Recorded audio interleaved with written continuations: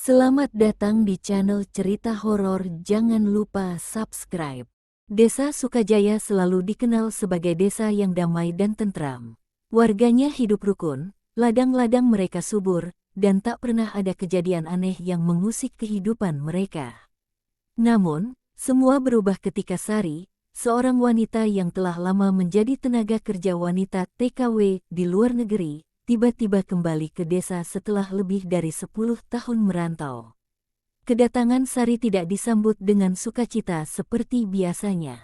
Bukan karena warga tidak ingin menyambutnya, tetapi ada sesuatu yang berbeda darinya, sesuatu yang membuat siapapun yang menatapnya lebih dari 5 detik merasa tidak nyaman. Sari kini jauh dari gadis ceria yang dulu mereka kenal. Tubuhnya lebih kurus, kulitnya pucat seperti tak tersentuh matahari, dan matanya kosong seakan menyimpan sesuatu yang tidak bisa dijelaskan. Ia juga lebih pendiam. Jika dulu ia dikenal sebagai gadis ramah yang selalu tersenyum, kini ia hampir tidak pernah tersenyum. Bahkan ketika beberapa warga mencoba menyapanya di jalan, ia hanya menatap mereka sekilas sebelum berjalan pergi tanpa menjawab. Rumah Sari adalah sebuah bangunan tua yang telah lama kosong. Dulu, rumah itu selalu terasa hangat, sering terdengar suara tawa dan obrolan keluarga. Tetapi kini, setelah kepulangannya, rumah itu seakan berubah menjadi tempat yang asing dan menyeramkan. Malam pertama setelah Sari kembali, beberapa tetangga mendengar suara-suara aneh dari dalam rumahnya, seperti suara orang menangis, tetapi dalam nada yang menyeramkan, penuh kepedihan dan kesedihan yang mendalam. Yang lebih aneh lagi, keluarga Sari tampak berubah drastis setelah ia kembali. Ibunya, yang sebelumnya sehat dan aktif, tiba-tiba jatuh sakit tanpa sebab yang jelas. Tubuhnya semakin lemah, wajahnya semakin pucat, dan ia sering mengigau di malam hari, menyebut-nyebut nama seseorang dengan nada ketakutan. Adik Sari yang masih kecil, Rina, juga mengalami kejadian aneh. Ia sering terbangun di malam hari dan menangis tanpa alasan. Ketika ibunya bertanya, ia hanya bisa berkata dengan suara gemetar, "Kakak Sari, dia tidak sendirian." Warga desa mulai curiga. Mereka percaya bahwa Sari telah membawa sesuatu bersamanya dari negeri seberang, sesuatu yang jahat dan berbahaya. Tetapi tak ada seorang pun yang berani bertanya lebih jauh. Mereka hanya bisa menunggu, dengan perasaan was-was dan ketakutan yang semakin hari semakin menguat. Mereka merasa sesuatu yang mengerikan akan segera terjadi. Lina adalah sahabat masa kecil Sari. Mereka tumbuh bersama, bermain di sawah, berbagi rahasia, dan bahkan bercita-cita pergi ke luar negeri bersama. Namun, takdir berkata lain. Sari menjadi TKW, sementara Lina tetap tinggal di desa, menikah dan menjalani kehidupan sederhana sebagai ibu rumah tangga. Saat mendengar kabar bahwa Sari telah kembali, Lina merasa sangat ingin menemuinya. Ia ingin tahu bagaimana kehidupannya selama bertahun-tahun di negeri orang.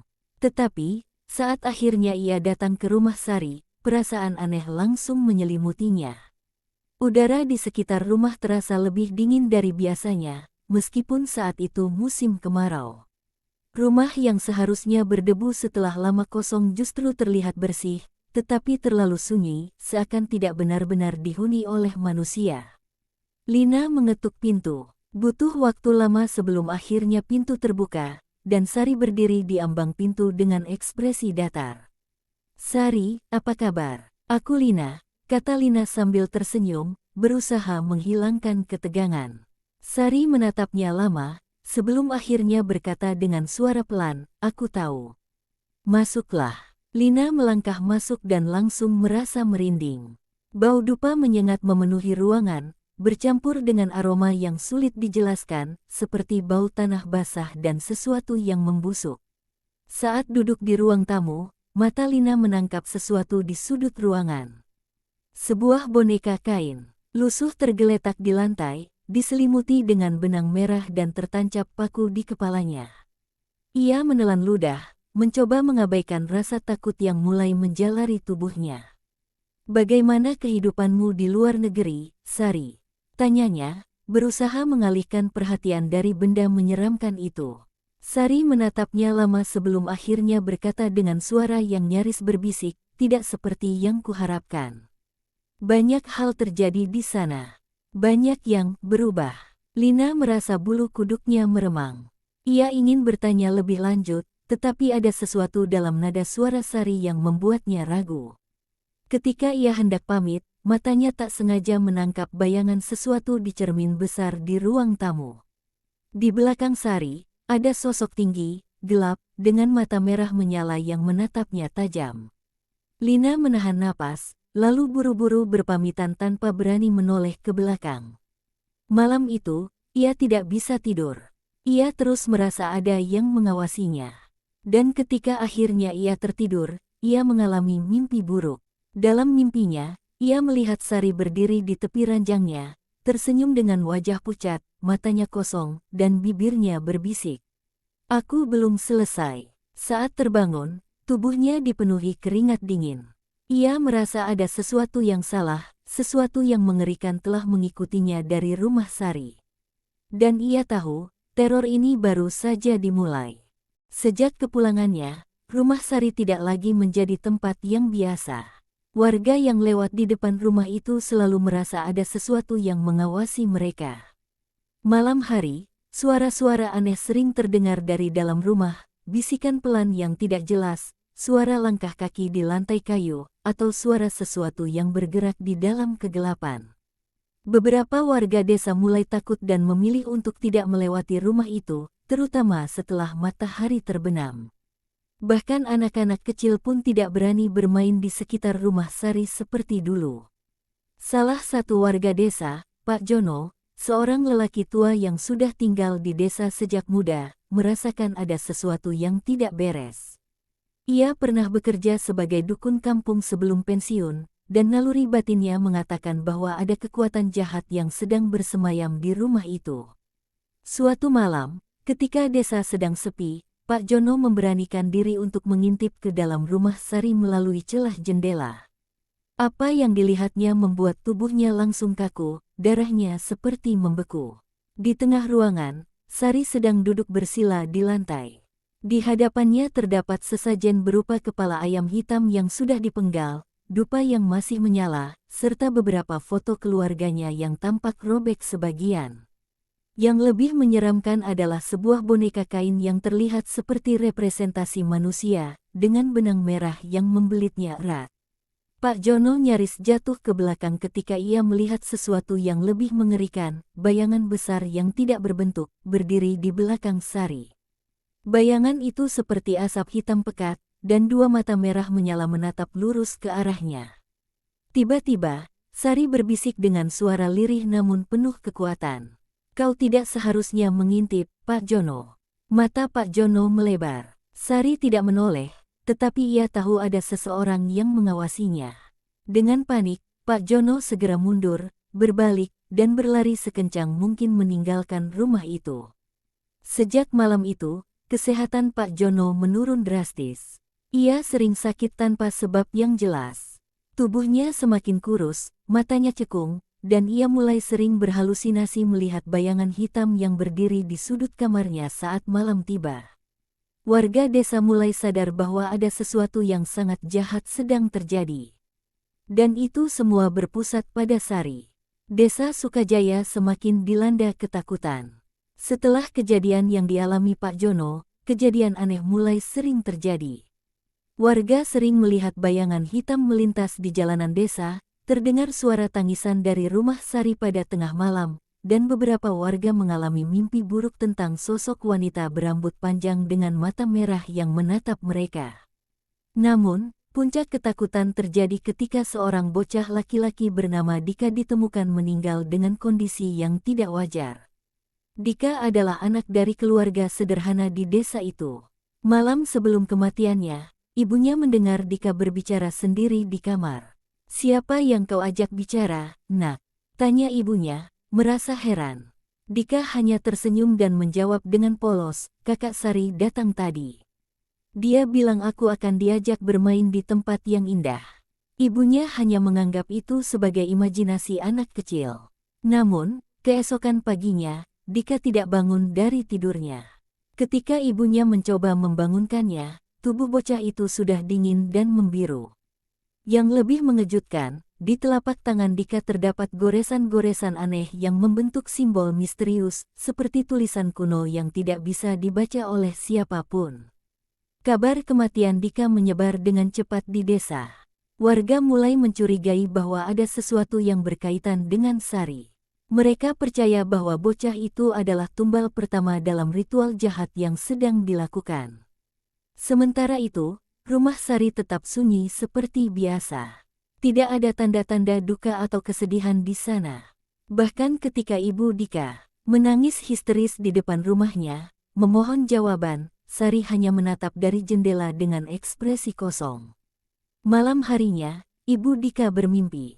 Dalam mimpinya, ia melihat Sari berdiri di dekat ranjangnya, dengan gaun hitam panjang dan mata merah yang bersinar dalam kegelapan.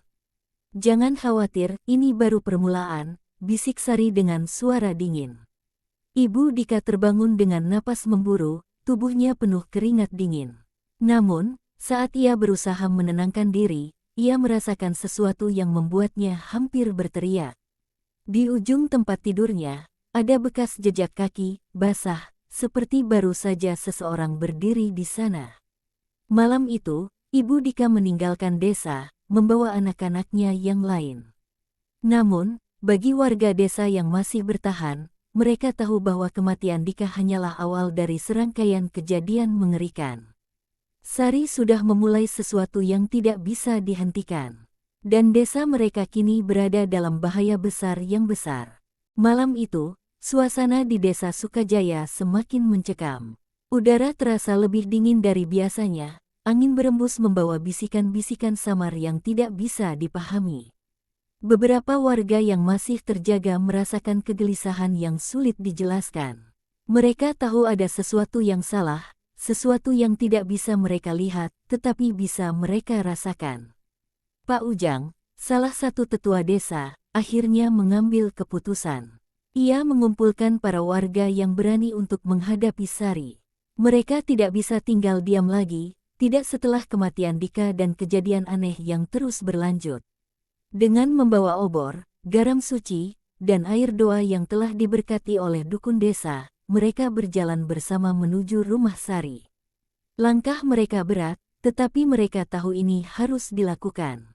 Saat mereka tiba di depan rumah Sari, rumah itu tampak lebih gelap dari biasanya, seolah-olah cahaya bulan pun enggan menyentuhnya. Bau anyir menyengat menyeruak dari dalam rumah, membuat beberapa warga menutup hidung mereka dengan kain. Pak Ujang maju ke depan, mengetuk pintu keras-keras.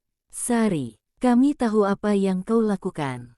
Keluarlah dan hentikan ini sebelum semuanya terlambat." Tidak ada jawaban. Namun, sebelum mereka bisa mengetuk lagi, pintu itu terbuka dengan sendirinya, perlahan, berderit, seperti ada sesuatu yang menunggu di dalam. Warga menahan napas saat melihat Sari berdiri di ambang pintu. Tapi ada yang aneh. Matanya kini merah menyala, wajahnya pucat seperti mayat, dan bibirnya menyeringai dengan cara yang tidak manusiawi. Tubuhnya tampak melayang beberapa sentimeter dari tanah, dan angin dingin berputar di sekelilingnya meski malam itu tidak ada angin bertiup. "Kalian datang terlalu cepat," suara Sari terdengar pelan tetapi menggema di udara.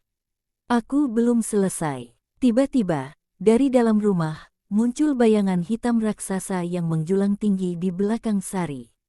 Makhluk itu tidak berbentuk, seperti asap hitam pekat dengan mata merah bersinar. Dari dalamnya terdengar suara ribuan bisikan, jeritan, dan tawa yang menakutkan. Beberapa warga langsung jatuh ke tanah, tubuh mereka kejang-kejang seolah-olah ada sesuatu yang menyerap energi kehidupan mereka. Dukun desa, yang berada di barisan belakang, segera melantunkan doa dan melempar garam suci ke arah Sari.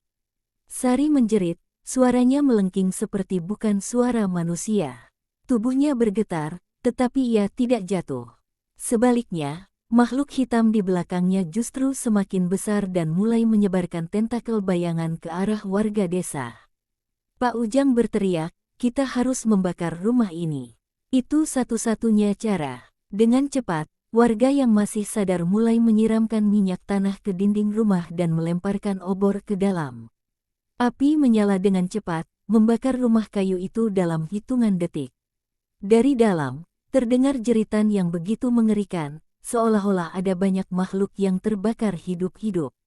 Namun, di tengah kobaran api, warga melihat sesuatu yang membuat darah mereka membeku. Sari berdiri di tengah api, tidak terbakar, tidak menjerit. Ia hanya menatap mereka dan tersenyum. Kemudian, rumah itu runtuh, menelan semuanya dalam lautan api. Keesokan paginya, warga desa berkumpul di lokasi rumah Sari yang kini hanya tersisa puing-puing hitam. Mereka berharap menemukan jasadnya, tanda bahwa semuanya benar-benar telah berakhir. Namun, tidak ada tubuh. Tidak ada abu manusia. Tidak ada jejak bahwa seseorang pernah terbakar di dalam rumah itu. Hanya ada arang hitam, tanah yang menghitam seolah-olah terbakar oleh sesuatu yang lebih dari sekadar api biasa. Para warga mencoba meyakinkan diri bahwa Sari telah lenyap bersama rumahnya. Namun, beberapa dari mereka masih merasakan sesuatu yang janggal. Beberapa bulan berlalu, desa mulai kembali tenang. Warga mencoba melupakan kejadian itu dan menjalani hidup seperti biasa. Namun, ketenangan itu tidak bertahan lama. Suatu malam, seorang pemuda desa, Joko, yang sedang mencari kayu bakar di hutan, melihat sesuatu yang membuatnya hampir pingsan ketakutan. Di bawah pohon besar di pinggir desa, berdiri sosok yang sangat dikenalnya. Sari. Ia mengenakan pakaian hitam yang lusuh, rambutnya panjang dan kusut, tetapi wajahnya tetap sama, pucat, dingin, dan menatap lurus ke arah Joko dengan mata merah menyala. Joko mencoba mundur, tetapi tubuhnya terasa kaku. Lalu, Sari membuka mulutnya, dan suara yang keluar bukan suara manusia.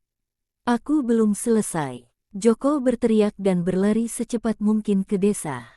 Namun, sejak malam itu, desa tidak pernah benar-benar aman lagi. Beberapa warga mulai menghilang tanpa jejak. Anak-anak kecil sering menangis di malam hari, mengaku melihat seorang wanita berpakaian hitam berdiri di sudut kamar mereka. Di tengah malam, suara tangisan dan bisikan samar terdengar di sekitar hutan, seolah-olah ada seseorang yang meratap dalam penderitaan. Dukun desa akhirnya memutuskan untuk mengadakan ritual terakhir. Mereka pergi ke hutan dan menggali tanah di bawah pohon besar tempat Joko melihat Sari. Dan yang mereka temukan membuat mereka menyesal telah datang ke sana. Di bawah tanah, terkubur dalam posisi duduk, ada tubuh Sari. Namun, tubuh itu tidak membusuk. Matanya masih terbuka, dan bibirnya tersenyum. Tanpa pikir panjang, para dukun segera melakukan ritual pemagaran gaib untuk mengunci roh Sari agar tidak bisa keluar lagi. Namun, meski ritual itu dilakukan, desas-desus tentang Sari tidak pernah benar-benar hilang. Orang-orang percaya bahwa Sari masih ada, menunggu saat yang tepat untuk kembali. Dan bagi siapapun yang berani berjalan sendirian di hutan saat malam hari, mereka akan mendengar bisikan halus di telinga mereka. "Aku belum selesai. Akan ada lebih banyak tumbal. Teror belum berakhir. Sari akan kembali."